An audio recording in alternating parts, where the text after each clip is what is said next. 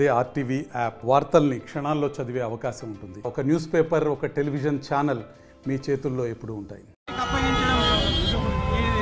రేవంత్ రెడ్డి పిరికిపంద చర్యగా భావిస్తున్నాం. ఎందుకంటే పోస్ట్ రిపోర్ట్ వచ్చి కూడా చాలా రోజులవుతుంది. కావాలని ఈ స్థానిక సంస్థల ఎలక్షన్ దాకా ఆపి సంస్థల ఎలక్షన్ ముందు అసెంబ్లీ పెట్టి ఒక రోజులోనే ముగించేయడం, దాన్ని చర్చించకుండా దాన్ని టీపీకి అప్పగించడం, కావాలని మన రేవంత్ రెడ్డి ఏదైతే ఉన్నాడో అప్పుడు అబద్ధం హామీలు ఇచ్చి అధికారంలోకి వచ్చిండు.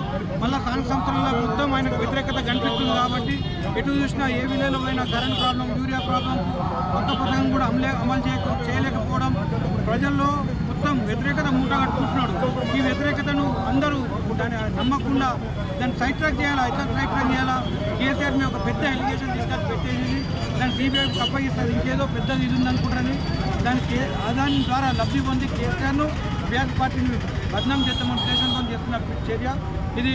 రేవంత్ రెడ్డి పిరికిపంద చర్యగా మేము భావిస్తున్నాము. మేము ఎట్టి పరిస్థితుల్లో దీన్ని తిప్పి కొడతాం. కేసీఆర్ వెనకాల నిలబడి మేము అందరం ఇంతకంటే ఎక్కువ పెద్ద మొత్తం ఉద్యమాన్ని ఉద్యమం చేస్తామని ఈ సందర్భంగా తెలియజేస్తున్నాం. జై తెలంగాణ, జై KCR. For latest updates on India Pakistan, download RTV Live app.